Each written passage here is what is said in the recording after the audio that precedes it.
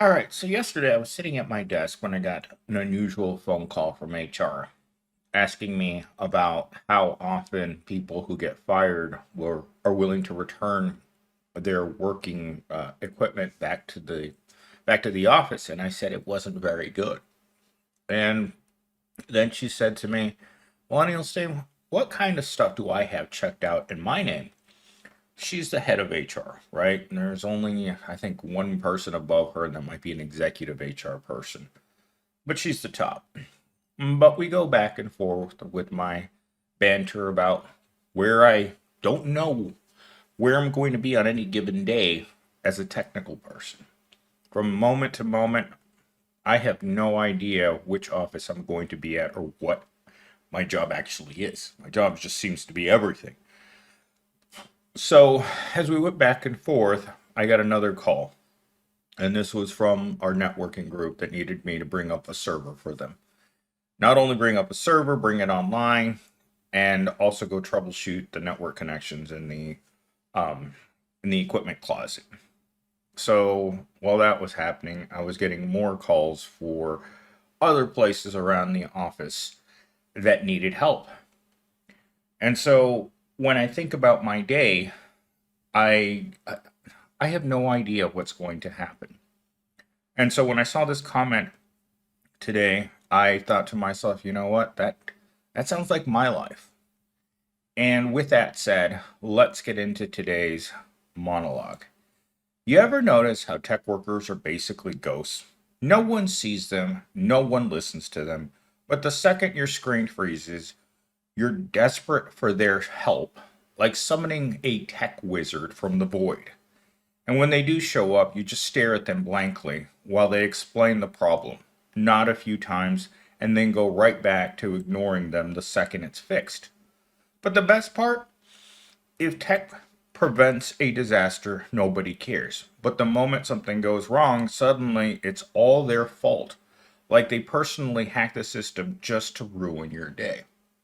This actually happened last week. I was working in a classroom with a projector that wasn't working, and I got a call from one of the support people in another state at the same time, and I had no idea what was going on with this. I'm not this isn't my job. This isn't my day job.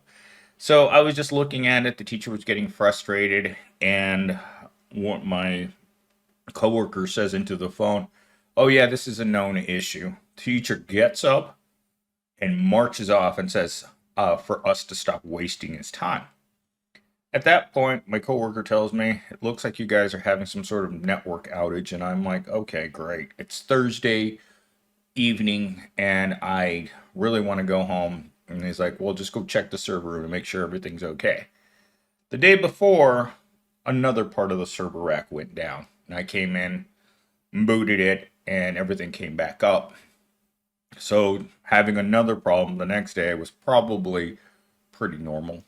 I mean, it's just one of those things that you don't think about. If every day you walk into this equipment closet and there's a red flashing light or a beeping noise, you just start getting used to it. In this case, one of the main servers in the room had a bad hard drive. When you look at a server, it usually has an array of 4 to 8 hard drives in it. The one at the very end was bright red, meaning it stopped working. So I told this guy, "Hey, it looks like one of these drives is bad." And he called up my boss, which I have no idea. I try not to talk to the guys as little as I can because, as everyone that knows him has said, he's a real piece of work. I don't think I've met a single person that actually likes him. In fact, most people dislike him to the nth degree, including the school president who asked me, "What's his problem?" And I'm like, "Life? I don't know. He's just like that. He's always been like that." Unfortunately, you can't change people that are like that. But so I had to get everyone out of the office building at 5 so the network could be taken down and they could fix that server. I mean, that's all done remotely. I have nothing to do with it. I just have to make sure that no one's trying to do anything using the internet.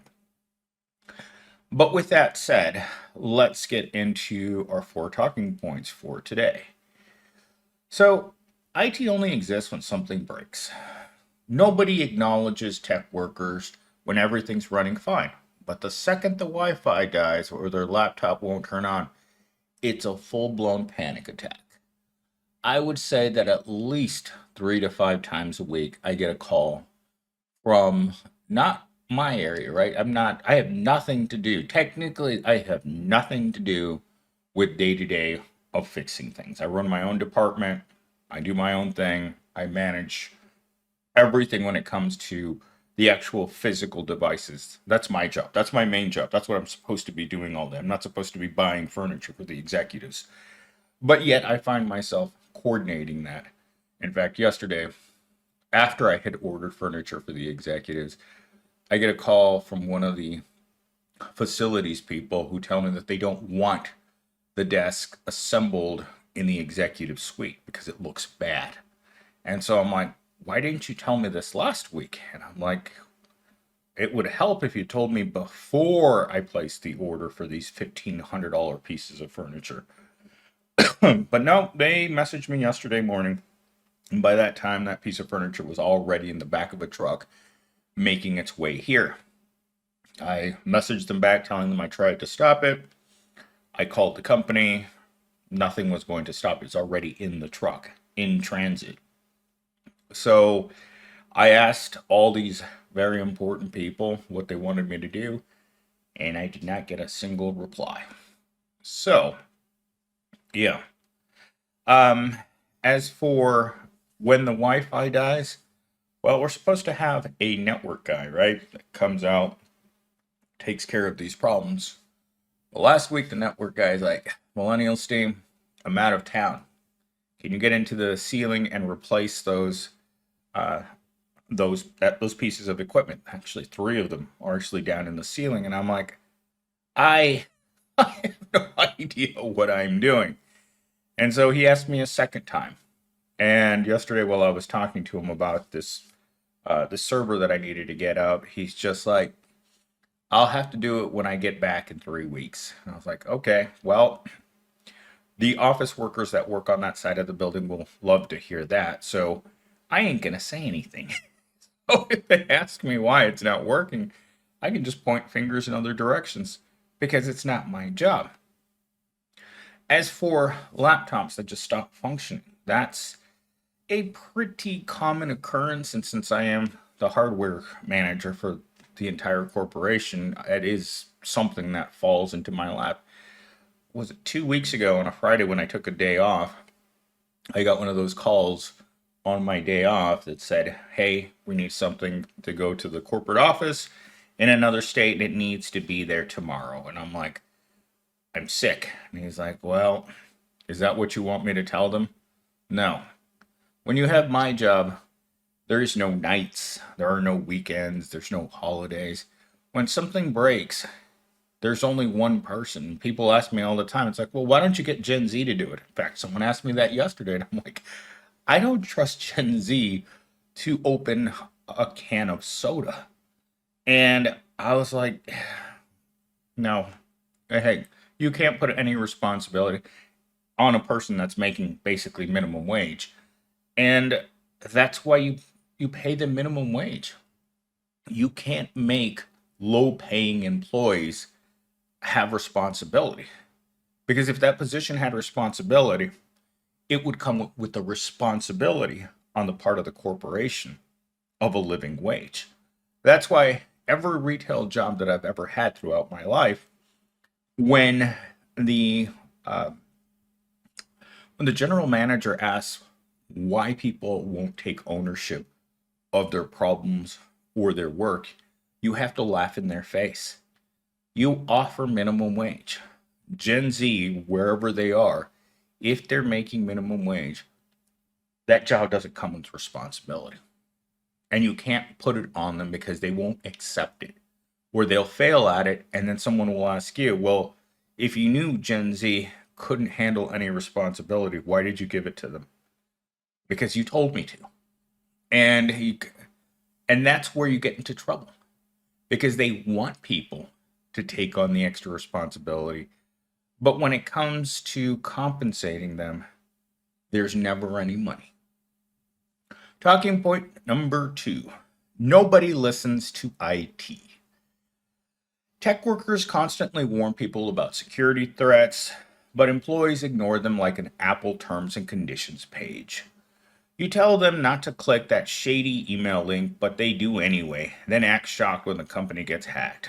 Oh my god, last week I clicked on one of those links because, like I said, I don't have the job of one, two, or three people. I often have the job of 5+ people that I'm doing simultaneously while still giving direction to Gen Z. So the day before, I had been talking to one of the office managers that works over at the corporate building about being able to use the parking garage. And I thought, oh, look, there's an email about parking.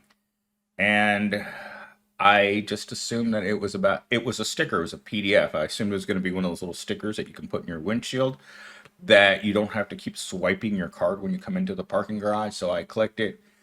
And at that point, it said that I had to take the employee training on security. And I was like, this is so embarrassing.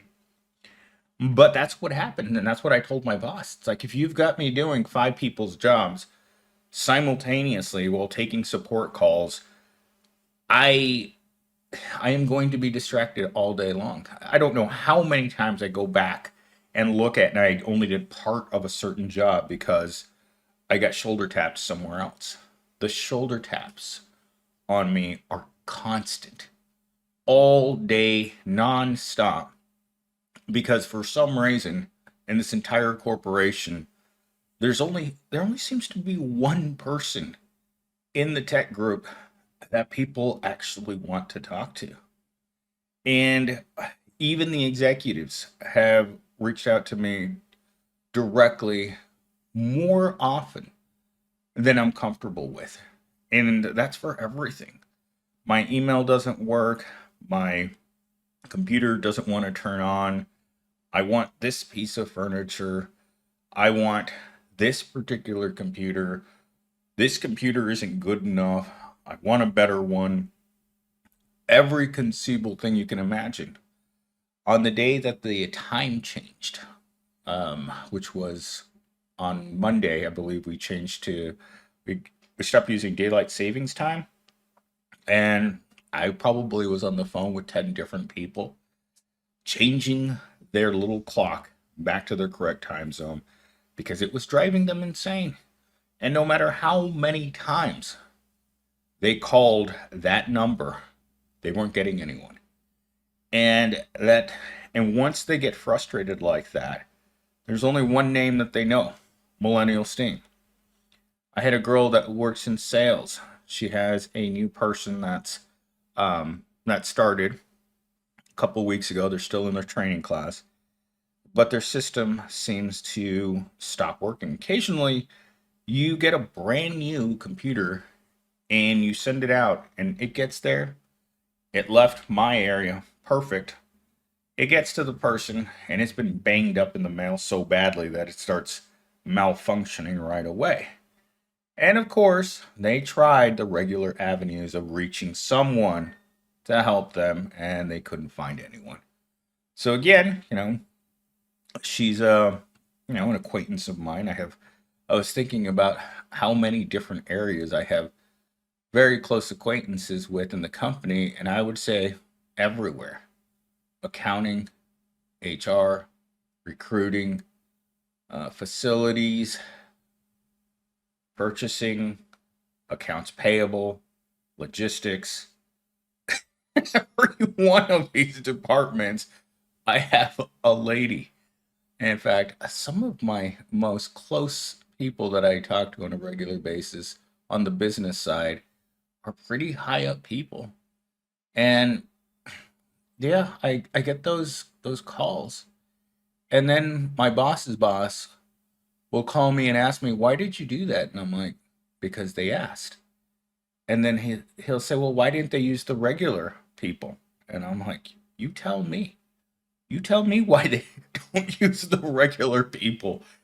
Uh, and that goes to show how difficult it is. The average relationship with between that group, that very small group of people that work in the call center taking phone calls all day long, as opposed to a person like myself who's running an office and doesn't have time to do that kinds of stuff. But yet there I am. And sometimes I've been told that you should just ignore those people so they stop calling you. But they know where I sit. Like the other day, I had a guy who works on the south end of the building. He sent me a a message on Slack, right? And he's like, "Hey, I've got this guy who's sitting right next to me, and he's in a certain so's office. He didn't tell me about the crusty old man that was sitting in that office. No, he knows one of the ladies that works in that office. She's a teacher. I mean, she's just absolutely, she's a 10 out of 10. She's like that teacher, the one with the big blue eyes. In her office, I need your help. When can you be there?" And I'm like, all right, this sounds like a good time. It's 3 o'clock. I still got a couple hours before I go home. I walk in, and there is the crustiest, oldest man you've ever seen, griping a blue streak about how this never works for him. And I'm like, oh, Lord, this is going to be fun. One of his screens is off. He doesn't know how to mirror the screen from the main computer onto his two screens. And of course, to add on to that spicy meatball, he hasn't been able to print since he got his other computer taken away because nobody's allowed to have two. And so he is in a fit of rage, and I just like walked into this and I'm like, this isn't going to be fun. And of course, I go and I pull on the cables, and whoever set this up, remember, it's not my job to set these things up, made the cord so tight. I was pulling on it like a tug of war to try to get a little slack so I could check the ports on the monitor. And of course it was. It was a cable that came loose on the monitor. After that, after getting those cables loosened up and tightened up, getting everything back up, I asked him why he had the screen open on his main computer. Once you have a setup like this, you close the lid. And of course, being crusty and old, the concept of using that machine with the lid closed was so foreign to him that he was fighting me on it. And I'm like, just do it this way. It's the way it was meant to work. And this is a person who didn't want to give up his old computer because he didn't want to change, right? It's just like the people who don't want smartphones. I was living with some boomers about 10 years ago. I was renting a room from them. And I told them, it's time. It's time to put away your smartphones from the 90s and join the rest of us. And I convinced them. And the next day when I came home, they had bright new dumb phones again. Like I convinced them for one day, they couldn't handle it. They had to go back to the AT&T store and get what they were comfortable with. I mean, it's unfortunate, but that's the way a lot of people are. They will stay on a system as long as they can until you forcibly take it out of their cold, dead hands. And yesterday, while I was talking to that HR lady, she just didn't understand that she needed to give up what she called the black box. She actually referred to it as the square. And I told her, it's like, you're supposed to return the square, and you're supposed to use the other gray square that I gave you. And she's like, well, I have all my boxes here. I don't understand. What does a dock mean? And I'm like, oh my God. So I sent her a picture of what this thing was. And she looked at it, and then she rattled around looking in her boxes. And she's like, I don't have one of those. And I'm like, I'm looking at it right here.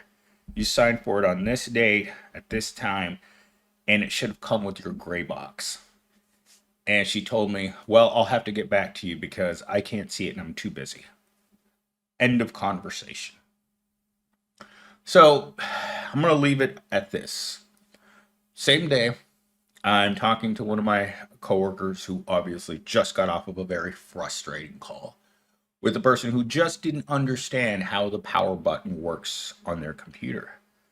And I told him that a lot of these people, no matter how hard you try to help them, they're going to find a way of messing things up. And the analogy I used is, let's say a person is dying for a drink of water. You give them the cup, you tell them that the water's right there, and they keep dipping the cup into the water, but the cup's upside down. So they keep dipping it in the water and trying to drink and keep telling you that they're not getting any water. And you give them all the instruction in the world and they still can't get any water. And my coworker laughed pretty hard at that because he had to write the documentation on basic setups of a new system. Literally had to color code on this documentation about which round hole goes into the other round hole.